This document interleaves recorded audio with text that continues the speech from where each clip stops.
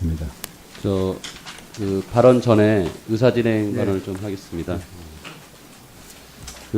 어제 문재인 정부의 일방적인 박문진 이사 선임으로 인해서 어제 오후 오늘 자유한국당이 국감에 불참하는 유감스러운 상황입니다.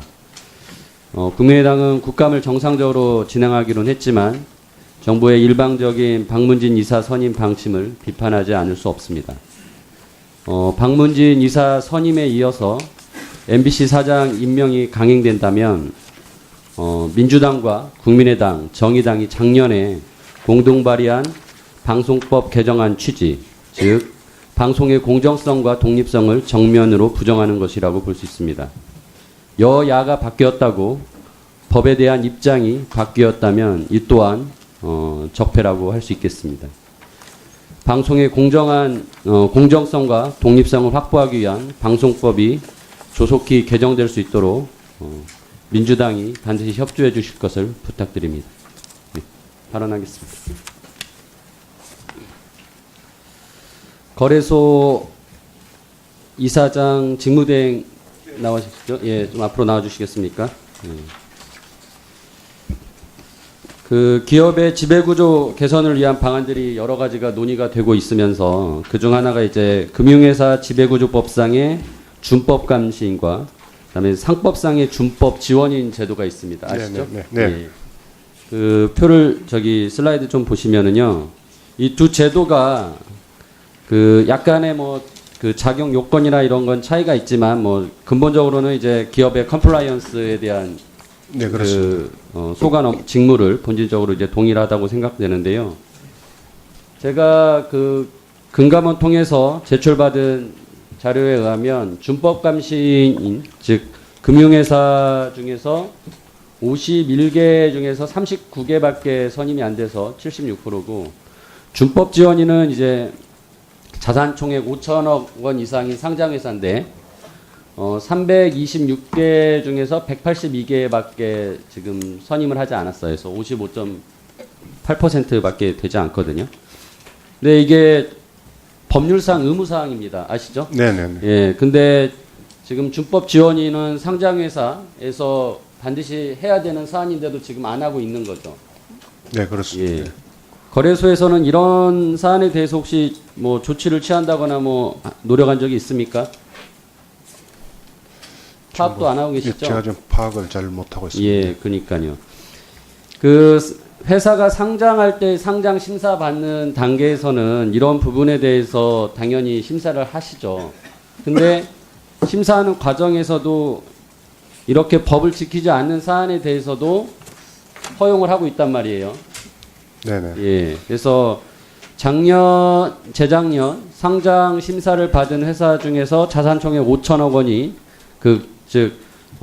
준법 지원인을 선임해야 되는 회사 중에서도 선임을 않고도 상장이 된 회사들이 전체적으로 40%가 있습니다. 그래서 네네.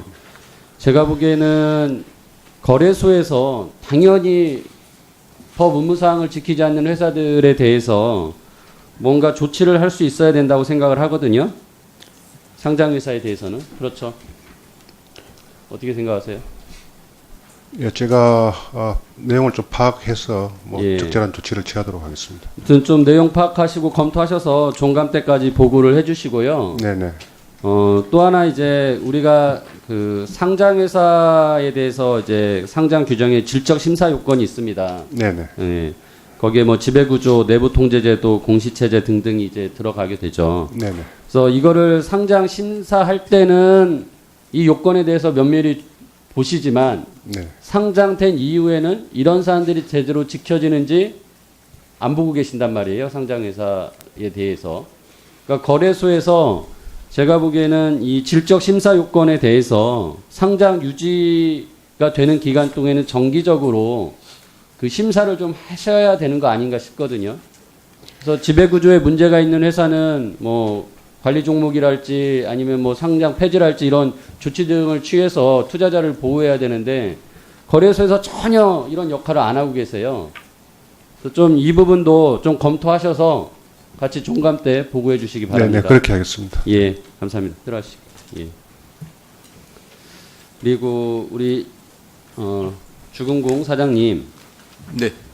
지금 주택연금 앞서 다른 의원님들도 몇 가지 말씀하셨는데 이게 9억 원 초과 주택에 대해서는 현재 하지 않고 있죠. 네, 그렇습니다. 예. 그 이유는 뭔가요?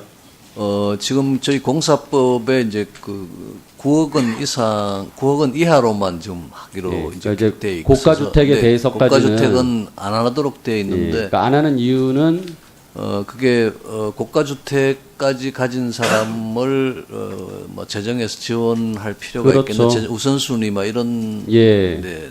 맞습니다. 그러니까 아까 전에 우리 주공공이 여러 가지 주택 마련을 위한 지원 정책들을 하면서 제한된 재원으로 하다 보니까 네. 고가 주택 가진 분들까지는 주택 연금 안 하기로 이제 했는데 네. 최근에 이거를 법 개정에서 추진하려고 하는 조짐이 보여요. 혹시 검토하고 계신가요? 그게 사실은 지난해에 그 입법 예고를 한 게 그 초과하는 데 예. 대해서도 해주되 연금 산정하는 것은 9억에 한해 가지고 이렇게 하도록 하는 거를 입법 예고를 하고 지금 뭐 진행이 지금 더 되지는 않는 뭐 그런 상태로 있습니다. 금액 제한으로 뭐 9억 원까지만 인정해 준다는 것보다는 네. 원래 가지고 있던 취지가 네. 고가 주택을 가지고 계신 분들까지는 재정에서 지원하기는 어렵지 않겠냐. 네. 제한된 재원 내에서 우리가 일을 하니까. 그러니까 제가 보기에는 그 기존의 태도를 계속 유지하는 게 맞다라고 생각하거든요. 네. 이거를 그런 식으로 그 고가 주택을 가진 분들까지 지원하는 거는 좀 제가 보기에는 무리한 법 개정 추진 아닌가 싶거든요. 그 부분에 대해서 한번 그 입장을 좀 정리해서 말씀해 주시죠. 네, 그게 뭐 양면성이 있는 것 같습니다. 저희가 이제 9억 원이라는 것이 이제 2007년 처음 도입할 때 했는데 이제 10년이 됐고 그동안 주택 가격도 많이 상승을 하고 해서 9억 원을 조금 웃도는 예컨대 10억, 11억 이렇게 가진 사람들은 거기서 완전히 배제되기 때문에 사실은 민원이 그동안 많았습니다. 그래서 그걸 어떤 식으로 해결을 할 수 있겠느냐 막 그런 고민을 해왔는데 금액 네. 기준이 지금도 절대적으로 9억 원이라면 큰 돈이잖아요. 고가 주택의 개념을 우리가 안 바꾸고 있단 말이에요. 세법에서. 네, 네, 그렇습니다. 그만큼 그 기준에 대해서는 뭐 시간이 지났다고 해서 바뀌지 않았는데도 불구하고 그런 식으로 처리하는 건 제가 뭐 부적절하다는 생각이 들거든요. 이 부분은 뭐 아무튼 입법 사항이기 때문에 네. 논의하겠지만 이게 그 금융공사에서 그 입장을 좀 명확히 가졌으면 좋겠습니다. 네, 저희도 지금 신중히 검토를 하고 있는 중입니다. 네. 네, 수고 많으셨습니다. 예, 예. 예, 시작하겠습니다. 국민의당 최입배입니다. 그 예탁결제원 사장님? 예.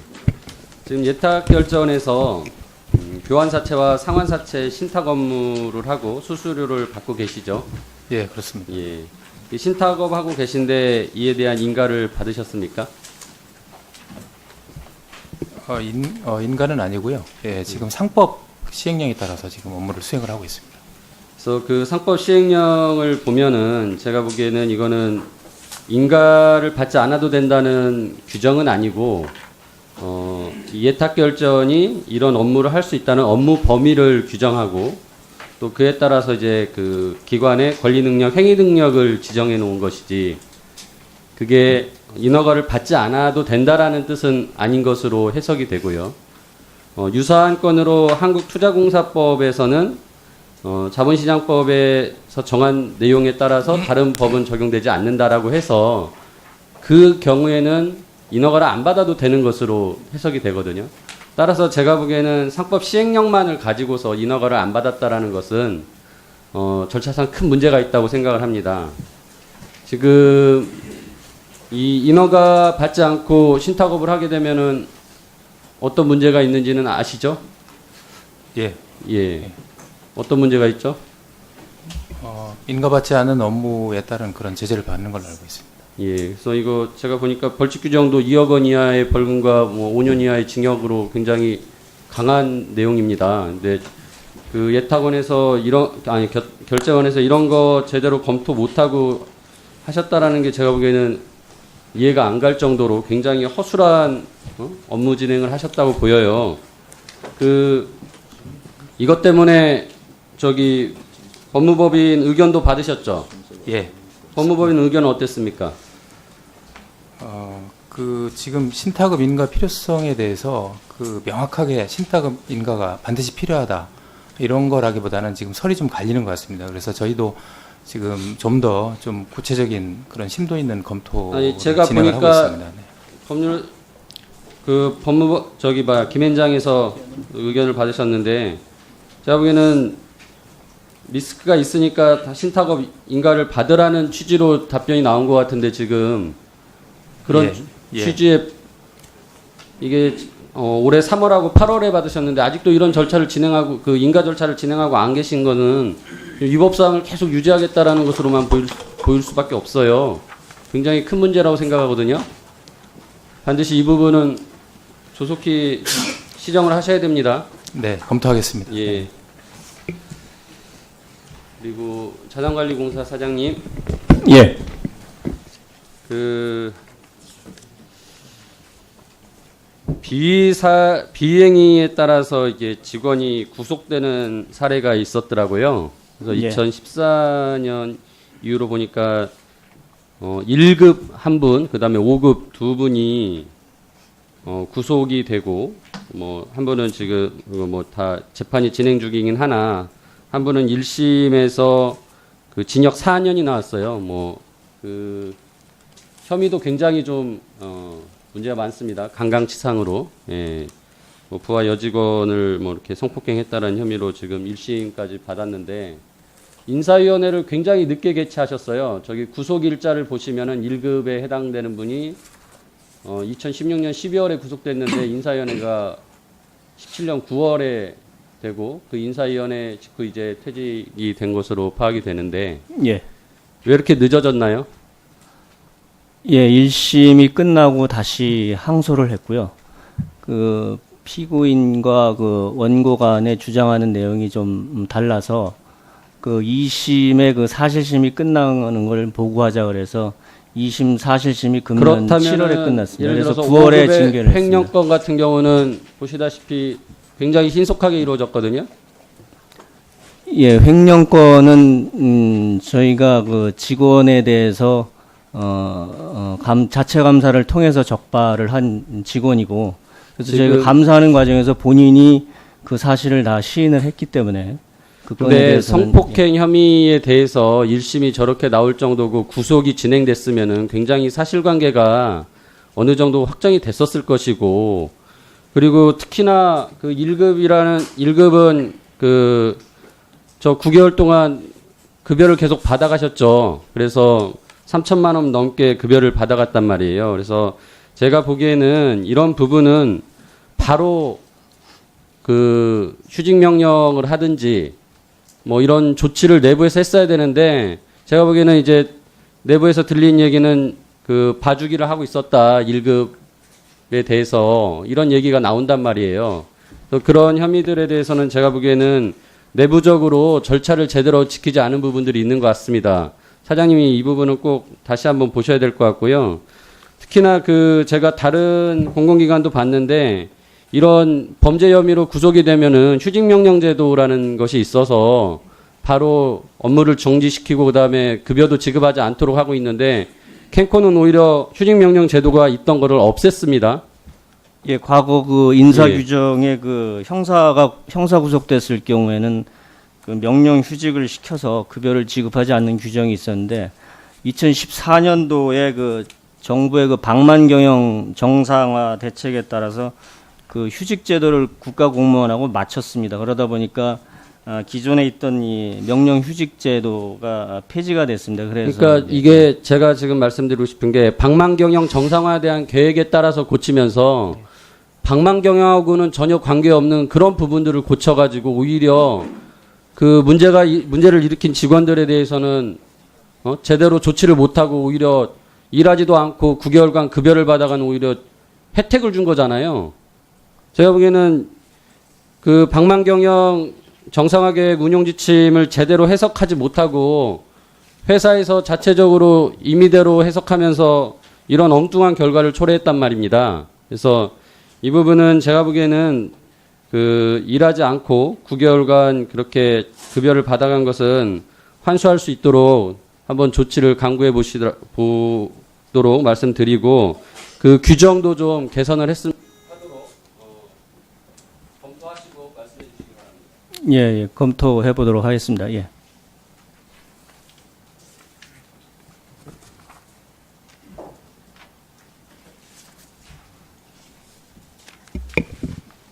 네, 다음은 박용진 의원 질의해 주시겠습니다. 예, 김구 사장님. 예. 제가 작년 국감 때 온비디 시스템 차세대 고도화 사업에 대해서 문제 지적을 했었던 바가 있어요. 예. 그때 그 전임 사장님께서는 뭐 이제 그 문제가 없다라고 했는데 여전히 좀 문제가 있는 것 같습니다. 그래서 좀 예. 말씀드리려고 하는데요.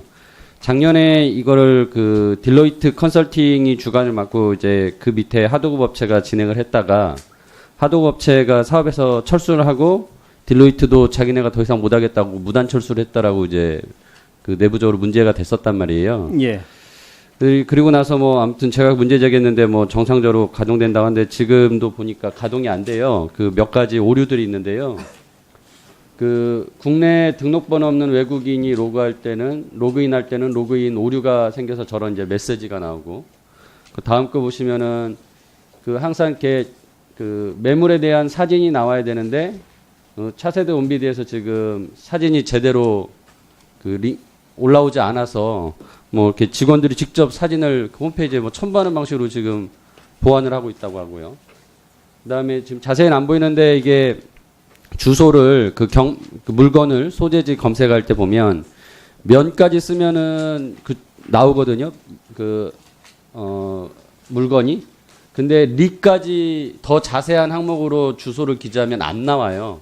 예. 예, 그런 또 오류가 있고 또 다음 거 보면은 매각 결정 그 통지서에 주소가 이제 그 자세한 게 나와야 되는데 리 단위의 주소가 누락돼서 발급되는 경우가 있어서 이것도 뭐 직원들이 직접 손으로 뭐 일주일에 한 번씩 보정 작업을 하고 있다고 하고요. 그다음에 지도 기반으로 만들려고 했는데 막상 요구 사항에선 지도를 넣었는데 이제 현재는 지도가 나타나지 않고 있다라는 문제점.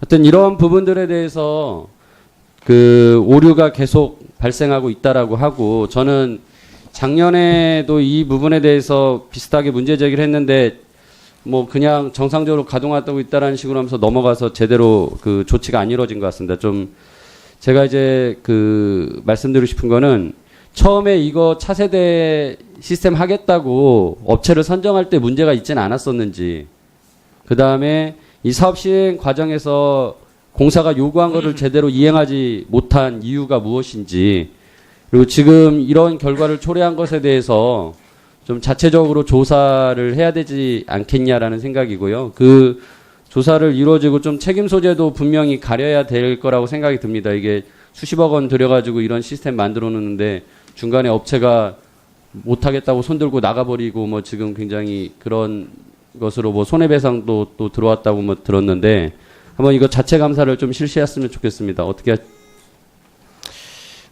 예, 이게 그 선정은 저희가 이제 그 조달청에 위탁을 해서 조달청에서 담당 업체를 선정을 했고 그 선정된 업체가 계약 불이행으로 발생한 사건입니다. 그래서 이거를 저희가 자체적으로 감사를 해야 될 사안인지 그런 거에 대해서 일단 법률적으로 검토를 한번 해보고요. 그리고 그런 의원님이 말씀하신 그런 취지를 반영을 해서 일단 조치 방안을 좀 더 검토를 해서 의원님께 별도로 보고를 드리겠습니다. 조달청 통해서 하셨다 하더라도 예. 이 업무 수행 능력이 없는 경우면은 당연히 계약을 체결하지 않았어야 되는데 제가 보기에는 그런 과정들이 제대로 검토가 안 된 것 같아요. 그래서 좀 조사를 해보시라는 말씀이니까요. 예, 예. 예, 알겠습니다. 네, 수고하셨습니다. 다음은 최원일 의원께서 질의해 주시기 바랍니다. 네,